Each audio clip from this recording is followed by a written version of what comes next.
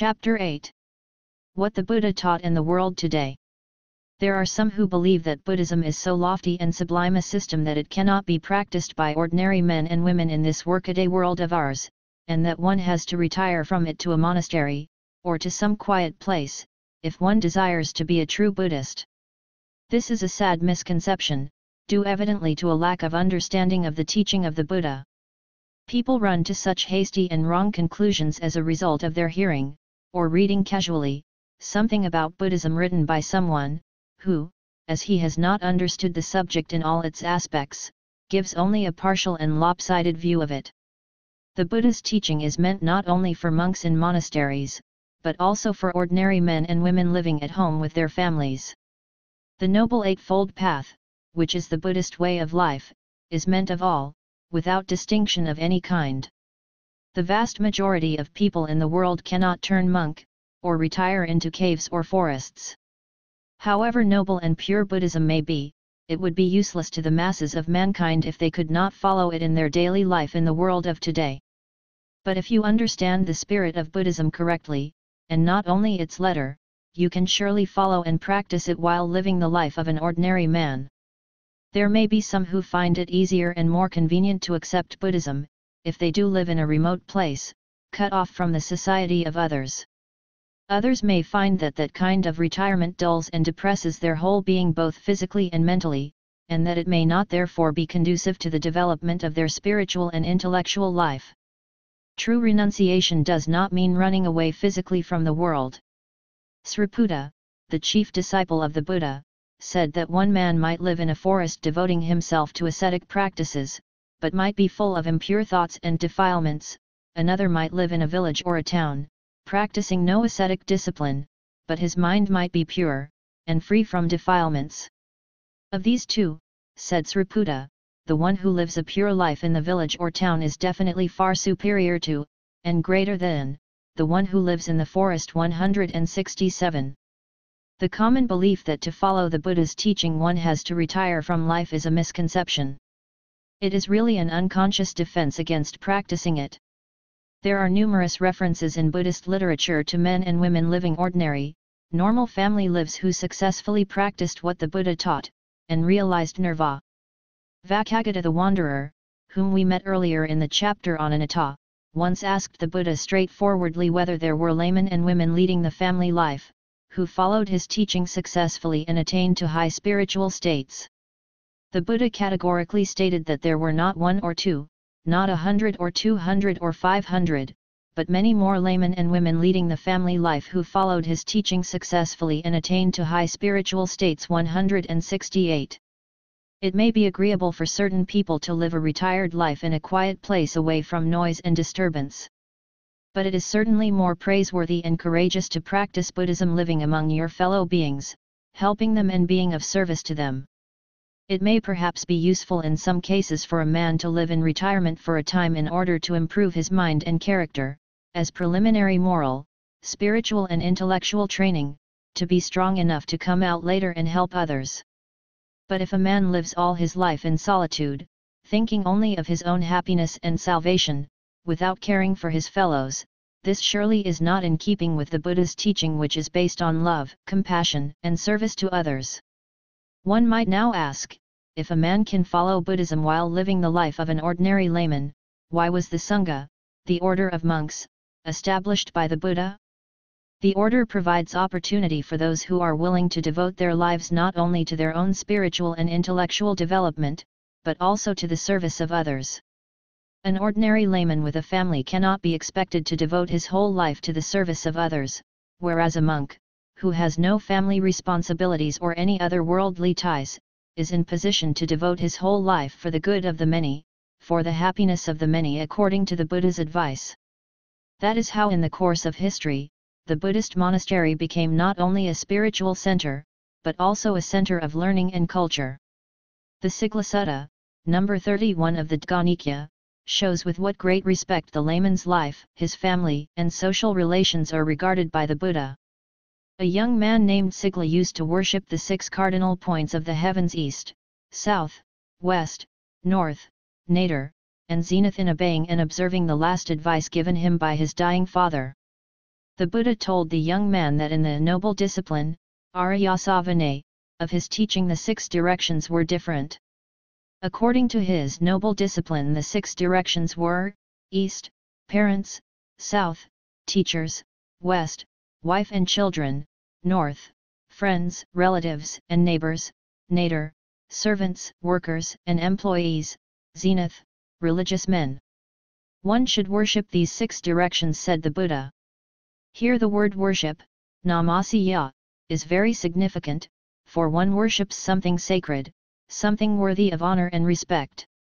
These 6 family and social groups mentioned above are treated in Buddhism as sacred, worthy or respect and worship. But how is one to worship them? The Buddha says that one could worship them only by performing one's duties towards them. These duties are explained in his discourse to Sigla. First, parents are sacred to their children. The Buddha says, parents are called Brahma, Brahmdeemed Bidaro. The term Brahma denotes the highest and most sacred conception in Indian thought, and in it the Buddha includes parents. So in good Buddhist families at the present time, children literally worship their parents every day, morning and evening. They have to perform certain duties towards their parents according to the noble discipline. They should look after their parents in their old age, should do whatever they have to do on their behalf, should maintain the honor of the family and continue the family tradition, should protect the wealth earned by their parents, and perform their funeral rites after their death. Parents, in their turn, have certain responsibilities towards their children.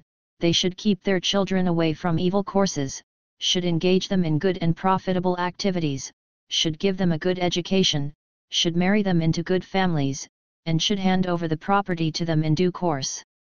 Second, the relation between teacher and pupil. A pupil should respect and be obedient to his teacher, should attend to his needs if any, should study earnestly. And the teacher, in his turn, should train and shape his pupil properly, should teach him well, should introduce him to his friends, and should try to procure him security or employment when his education is over. Third, the relation between husband and wife. Love between husband and wife is considered almost religious or sacred. It is called Sadra Brahmacharya, sacred family life. Here, too, the significance of the term Brahma should be noted. The highest respect is given to this relationship. Wives and husbands should be faithful, respectful and devoted to each other, and they have certain duties towards each other. The husband should always honor his wife and never be wanting in respect to her. He should love her and be faithful to her, should secure her position and comfort, and should please her by presenting her with clothing and jewelry. The fact that the Buddha did not forget to mention even such a thing as the gifts a husband should make to his wife shows how understanding and sympathetic were his humane feelings towards ordinary human emotions. The wife, in her turn, should supervise and look after household affairs, should entertain guests, visitors, friends, relatives, and employees, should love and be faithful to her husband, should protect his earnings, should be clever and energetic in all activities. Fourth, the relation between friends, relatives, and neighbors. They should be hospitable and charitable to one another, should speak pleasantly and agreeably, should work for each other's welfare, should be on equal terms with one another, should not quarrel among themselves, should help each other in need, and should not forsake each other in difficulty. Fifth, the relation between master and servant. The master or the employer has several obligations towards his servant or his employee. Work should be assigned according to ability and capacity, adequate wages should be paid, medical needs should be provided, occasional donations or bonuses should be granted. The servant or employee, in his turn, should be diligent and not lazy, honest and obedient and not cheat his master. He should be earnest in his work. Sixth, the relation between the religious, lit recluses and Brahmas, and the laity. Lay people should look after the material needs of the religious with love and respect. The religious with a loving heart should impart knowledge and learning to the laity, and lead them along the good path away from evil. We see then that the lay life, with its family and social relations, is included in the noble discipline, and is within the framework of the Buddhist way of life, as the Buddha envisaged it. So in the Sayutta Nikaya, one of the oldest Pali texts, Saka, the king of the gods, Devas, declares that he worships not only the monks who live a virtuous holy life, but also lay disciples, upasaka, who perform meritorious deeds, who are virtuous, and maintain their families righteously. 169. If one desires to become a Buddhist, there is no initiation ceremony, or baptism, which one has to undergo. But to become a bhikkhu, a member of the order of the Sangha, one has to undergo a long process of disciplinary training and education. If one understands the Buddha's teaching, and if one is convinced that his teaching is the right path, and if one tries to follow it, then one is a Buddhist. But according to the unbroken age-old tradition in Buddhist countries, one is considered a Buddhist if one takes the Buddha, the Dhamma, the teaching, and the Sangha, the order of monks, generally called the Triple Gem, as one's refuges, and undertakes to observe the 5 precepts, Pancasla, the minimum moral obligations of a lay Buddhist: 1. Not to destroy life, 2. Not to steal, 3. Not to commit adultery, 4. Not to tell lies, 5. Not to take intoxicating drinks, reciting the formulas given in the ancient texts. On religious occasions, Buddhists in congregation usually recite these formulas, following the lead of a Buddhist monk. There are no external rites or ceremonies which a Buddhist has to perform. Buddhism is a way of life, and what is essential is following the Noble Eightfold Path. Of course, there are in all Buddhist countries simple and beautiful ceremonies on religious occasions. There are shrines with statues of the Buddha, stupas or dubas, and bo trees in monasteries where Buddhists worship, offer flowers, light lamps, and burn incense. This should not be likened to prayer in theistic religions. It is only a way of paying homage to the memory of the Master who showed the way. These traditional observances, though inessential, have their value in satisfying the religious emotions and needs of those who are less advanced intellectually and spiritually, and helping them gradually along the path. Those who think that Buddhism is interested only in lofty ideals, high moral and philosophical thought, and that it ignores the social and economic welfare of people, are wrong. The Buddha was interested in the happiness of men. To him, happiness was not possible without leading a pure life based on moral and spiritual principles. But he knew that leading such a life was hard in unfavorable material and social conditions. Buddhism does not consider material welfare as an end in itself, it is only a means to an end, a higher and nobler end. But it is a means which is indispensable in achieving a higher purpose for man's happiness. So Buddhism recognizes the need of certain minimum material conditions favorable to spiritual success, even that of a monk engaged in meditation in some solitary place. 170. The Buddha did not take life out of the context of its social and economic background, he looked at it as a whole, in all its social, economic, and political aspects. His teachings on ethical, spiritual, and philosophical problems are fairly well known. But little is known, particularly in the West, about his teaching on social, economic, and political matters. Yet there are numerous discourses dealing with these scattered throughout the ancient Buddhist texts. Let us take only a few examples. The Kakavadashanda Sutta of the Dganikya, number 26, clearly states that poverty, ditthya, is the cause of immorality and crimes such as theft, falsehood, violence, hatred, cruelty, etc.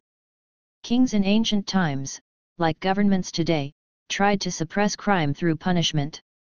Thakadanta Sutta of the same Nikya explains how futile this is. It says that this method can never be successful.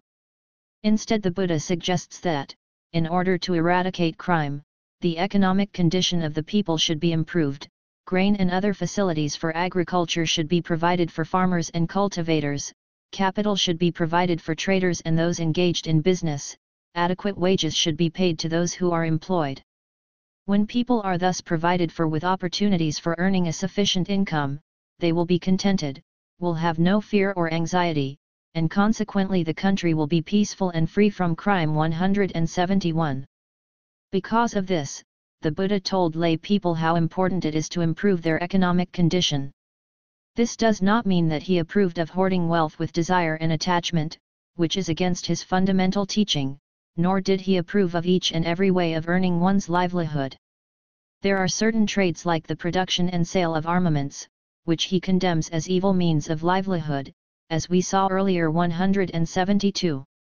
A man named Dinghajanu once visited the Buddha and said, "Venerable Sir, we are ordinary laymen, leading the family life with wife and children. Would the Blessed One teach us some doctrines which will be conducive to our happiness in this world and hereafter?" The Buddha tells him that there are 4 things which are conducive to a man's happiness in this world. First, he should be skilled, efficient, earnest, and energetic in whatever profession he is engaged, and he should know it well, unasampad. Second, he should protect his income, which he has thus earned righteously, with the sweat of his brow, rakha sampad. This refers to protecting wealth from thieves, etc. All these ideas should be considered against the background of the period. Third, he should have good friends, kalyamita, who are faithful, learned, virtuous, liberal and intelligent, who will help him along the right path away from evil. Fourth, he should spend reasonably, in proportion to his income, neither too much nor too little, i.e., he should not hoard wealth avariciously, nor should he be extravagant. In other words, he should live within his means, samajvakat. Then the Buddha expounds the 4 virtues conducive to a layman's happiness hereafter. Sad. He should have faith and confidence in moral, spiritual, and intellectual values. 2. Slay. He should abstain from destroying and harming life, from stealing and cheating, from adultery, from falsehood, and from intoxicating drinks. 3. K. He should practice charity, generosity, without attachment and craving for his wealth. 4. Pa.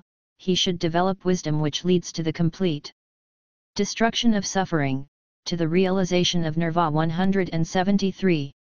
Sometimes the Buddha even went into details about saving money and spending it, as, for instance, when he told the young man Sigla that he should spend 1/4 of his income on his daily expenses, invest half in his business and put aside 1/4 for any emergency. 174.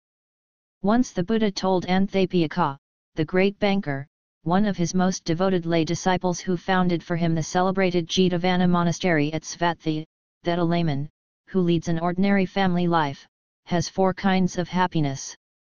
The first happiness is to enjoy economic security or sufficient wealth acquired by just and righteous means, athasukha. The second is spending that wealth liberally on himself, his family, his friends and relatives, and on meritorious deeds, bhagasukha. The third to be free from debts, anasukha. The fourth happiness is to live a faultless, and a pure life without committing evil in thought, word, or deed, anavahyasukha. It must be noted here that 3 of these kinds are economic, and that the Buddha finally reminded the banker that economic and material happiness is not worth 1/16th part of the spiritual happiness arising out of a faultless and good life. 175. From the few examples given above, one could see that the Buddha considered economic welfare as requisite for human happiness, but that he did not recognize progress as real and true if it was only material, devoid of a spiritual and moral foundation. While encouraging material progress, Buddhism always lays great stress on the development of the moral and spiritual character for a happy, peaceful, and contented society.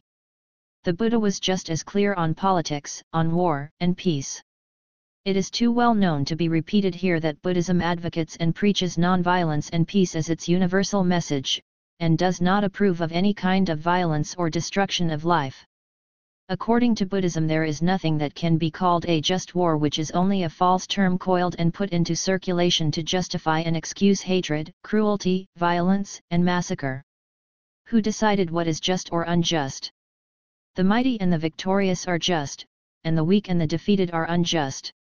Our war is always just, and your war is always unjust.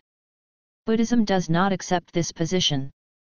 The Buddha not only taught non-violence and peace, but he even went to the field of battle itself and intervened personally, and prevented war, as in the case of the dispute between the Skyas and the Kaliyas, who were prepared to fight over the question of the waters of the Rohini. And his words once prevented King Ajatasattu from attacking the kingdom of the Vajis. In the days of the Buddha, as today, there were rulers who governed their countries unjustly. People were oppressed and exploited, tortured and persecuted, excessive taxes were imposed and cruel punishments were inflicted. The Buddha was deeply moved by these inhumanities. Thetham Mapada Hakath records that he, therefore, directed his attention to the problem of good government. His views should be appreciated against the social, economic, and political background of his time. He had shown how a whole country could become corrupt, degenerate, and unhappy when the heads of its government, that is the king, the ministers, and administrative officers become corrupt and unjust. For a country to be happy, it must have a just government. How this form of just government could be realized is explained by the Buddha in his teaching of the 10 duties of the king, Dasar Jadama, as given in the Jataka text 176. Of course the term king, Raja, of old should be replaced today by the term government. The 10 duties of the king, therefore, apply today to all those who constitute the government, such as the head of the state, ministers, political leaders, legislative and administrative officers, etc. The first of the 10 duties of the king is liberality, generosity, charity, dina. The ruler should not have craving and attachment to wealth and property, but should give it away for the welfare of the people. Second, a high moral character, slay. He should never destroy life, cheat, steal, and exploit others, commit adultery, utter falsehood, and take intoxicating drinks. That is, he must at least observe the 5 precepts of the layman. Third, sacrificing everything for the good of the people, parika, he must be prepared to give up all personal comfort, name, and fame, and even his life, in the interest of the people. Fourth, honesty and integrity, ajava. He must be free from fear or favor in the discharge of his duties, must be sincere in his intentions, and must not deceive the public. Fifth, kindness and gentleness, madeva.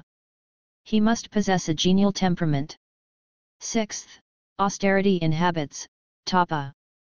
He must lead a simple life, and should not indulge in a life of luxury. He must have self-control.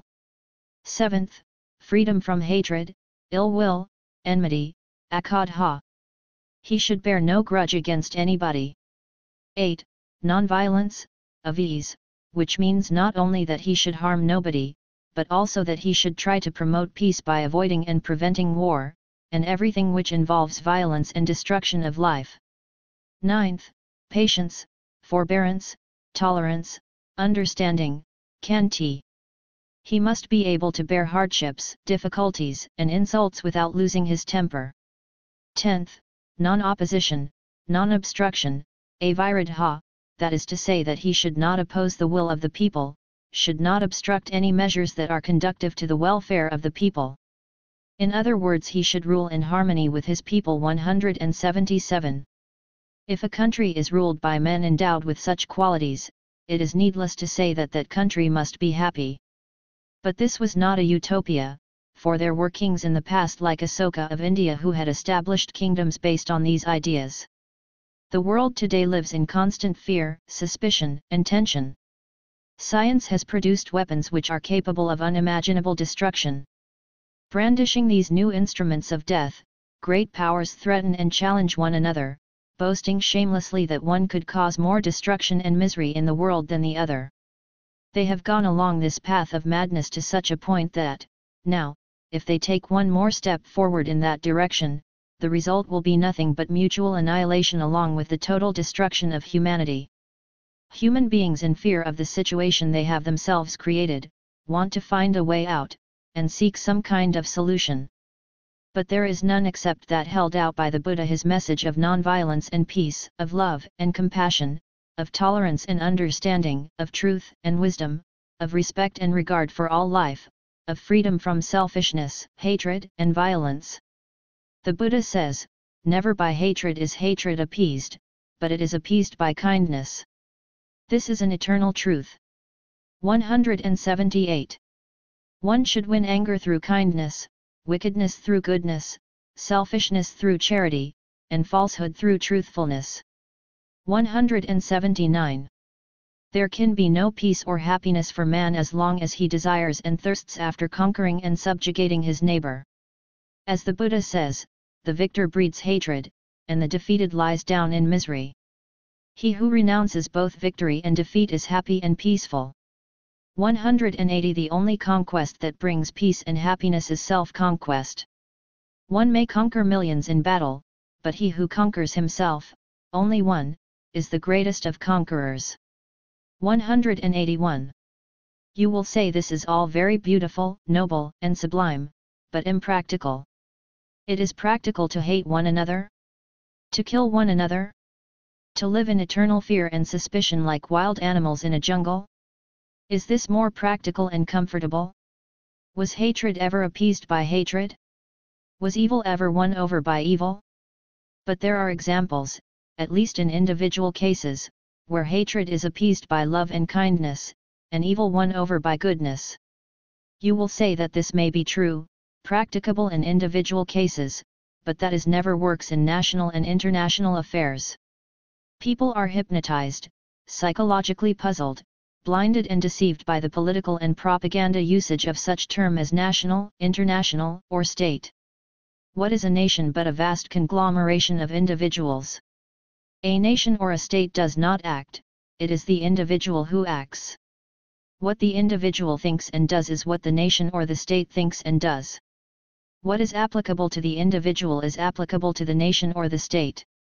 If hatred can be appeased by love and kindness on the individual scale, surely it can be realized on the national and international scale too.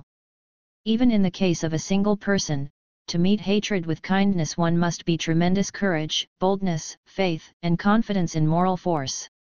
May it not be even more so with regard to international affairs? If by the expression not practical you mean not easy, you are right.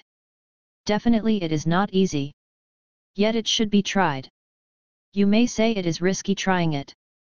Surely it cannot be more risky than trying a nuclear war. It is a consolation and inspiration to think today that at least there was one great ruler, well known in history, who had the courage, the confidence, and the vision to apply this teaching of nonviolence, peace and love to the administration of a vast empire, in both internal and external affairs. Asoka, the great Buddhist emperor of India, 3rd century BC, the beloved of the gods as he was called. At first he followed the example of his father, Bindusara, and grandfather, Chandragupta, and wished to complete the conquest of the Indian peninsula. He invaded and conquered Kalinga, and annexed it. Many hundreds of thousands were killed, wounded, tortured, and taken prisoner in this war. But later, when he became a Buddhist, he was completely changed and transformed by the Buddha's teachings. In one of his famous edicts, inscribed on rock, Rock Edict 13, as it is now called, the original of which one may read even today, referring to the conquest of Kalinga, the emperor publicly expressed his repentance, and said how extremely painful it was for him to think of that carnage.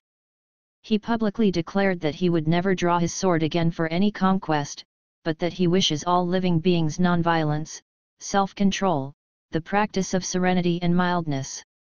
This, of course, is considered the chief conquest by the beloved of the gods, i.e., Asoka, namely the conquest by piety, Dhammavijaya. Not only did he renounce war himself, he expressed his desire that my sons and grandsons will not think of a new conquest as worth achieving, let them think of that conquest only which is the conquest by piety. That is good for this world and the world beyond. This is the only example in the history of mankind of a victorious conqueror at the zenith of his power, still possessing the strength to continue his territorial conquests, yet renouncing war and violence and turning to peace and non-violence. Here is a lesson for the world today. The ruler of an empire publicly turned his back on war and violence and embraced the message of peace and non-violence. There is no historical evidence to show that any neighboring king took advantage of Asoka's piety to attack him militarily, or that there was any revolt or rebellion within his empire during his lifetime. On the contrary, there was peace throughout the land, and even countries outside his empire seem to have accepted his benign leadership.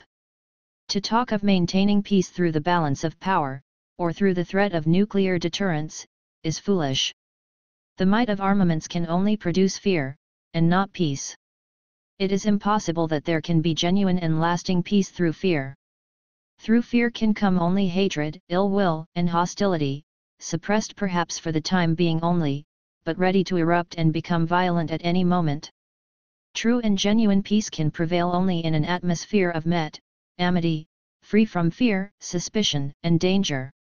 Buddhism aims at creating a society where the ruinous struggle for power is renounced, where calm and peace prevail away from conquest and defeat, where the persecution of the innocent is vehemently denounced, where one who conquers oneself is more respected than those who conquer millions by military and economic warfare, where hatred is conquered by kindness, and evil by goodness, where enmity, jealousy, ill will, and greed do not infect men's minds, where compassion is the driving force of action, where all, including the least of living things, are treated with fairness, consideration, and love, where life, peace and harmony, in a world of material contentment, is directed towards the highest and noblest aim, the realization of the ultimate truth, nirvana.